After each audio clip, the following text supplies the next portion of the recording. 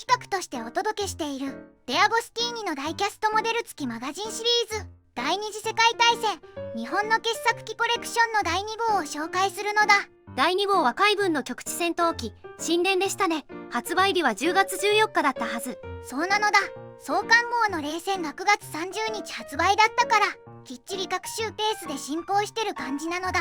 それにしても早くも神殿とは思い切りましたね。全翼型という非常に独特なスタイルを持つ戦闘機でプラモデルでも人気の高い機体なのだ。その形状で強烈な印象を残した機体でもあるね。確かに最近だと映画ゴジラ -1 にも登場して一般にも知名度がぐっと上がりましたよね。そうそう、あの映画で話題になったけど実際にあの独特の形をこうして手元で見られるのは感慨深いのだ。マガジンの方にも詳細な解説が載ってるんですよね。前回の冷戦同様機体の初言、開発の経緯、激闘録、マーキングの説明、そしてライバル機との比較まで網羅されているのだ。でも神殿って試作機のまま終戦を迎えたんですよね。激闘録ってどう扱われているんですか？いい質問なのだ。実際の戦闘記録は存在しないけどマガジンではもし実戦配備されていたらという想定のもと B29 迎撃戦を中心に構成されているのだ。つまり仮想戦機的な考察というわけですね。そうなのだ。特に B29 編隊への突入ルートや護衛の P51D との戦いをどう想定していたかなどが説明されている。なるほど。神殿が実際に空を飛んだらそんな戦い方をしたかもしれないって想像が膨らみますね。ところで神殿の性能ってどのくらいを想定してたんですか？計画値では最高速度は時速750キロ、そして高度8000メートルまで10分程度の上昇性能を目指していたのだ。でもこれはあくまで計画値ですよね。そうそう、実際の試験飛行では足を出したままの状態だったので速度はおよそ時速320キロ程度しか出していないのだ。飛行回数もたった3回だったみたいだね。本来の性能を試す前に終戦を迎えてしまったわけですね。そのあたりもマガジンで詳しく触れられているのだ。マガジンの中で気になったページはありました？ライバル機の項目かな。特に P51H マスタングとの比較は興味深かったのだ。 P51H って最終型ですよね。性能的にもかなり優秀な機体。その通り、最高速度784キロで神殿の計画値を上回っているのだ。神殿は B29 迎撃が主目的だったから対戦闘機戦闘は想定外かもしれませんね。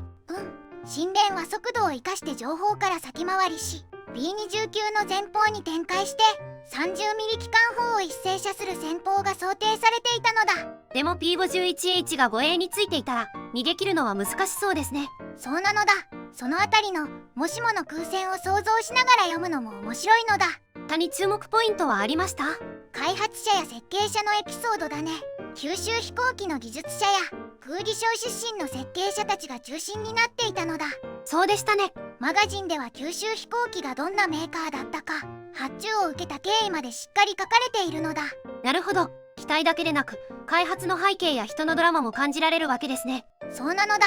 手元のダイキャストモデルを眺めながら設計者たちの挑戦の物語を読む。これがこのシリーズ最大の楽しみ方なのだ。では第2号の中身を見ていくのだ。いよいよダイキャストモデルのレビューですね。今回もほとんど完成品の状態でパッケージされているのだ。では早速パーツを一つずつ確認していきましょう。まずは胴体と主翼。前回の冷戦と同じくほぼ完成状態なのだ。今回は土の字型レイアウトですね。そうなのだ。キャノピー越しにはしっかり操縦席内部も確認できるのだ。機種の機銃や気筒管などの細かいパーツもちゃんとついていますね。気筒管は柔らかめの素材で折れにくくなっているのだ。安全重視ってことでしょうかね。次はプロペラなのだ。スピナーと一体成形で塗装も綺麗に仕上がっている。6枚プロペラが迫力ありますね。神殿らしい特徴の一つです。次は脚部なのだ。まずは前脚から。前脚はタイヤと足が一体で成形されていて細かく塗り分けられていますね。そうなのだ。オレオ部分もシルバーでしっかり塗装されている。さらに胴体に差し込むためのカバーも付属していますね。そうそう、冷戦と同様に飛行状態を再現するためのカバーパーツもあるのだ。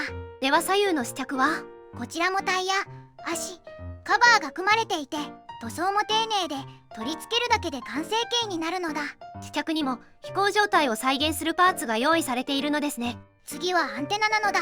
キスと胴体下部に1本ずつ差し込んで取り付ける形なのだ。なるほど、細かいパーツ構成ですね。中期状態での完成はこんな感じなのだ。冷戦と同じように風を当てるとプロペラがちゃんと回りますね。そして専用スタンドを使えば飛行状態でもディスプレイできるのだ。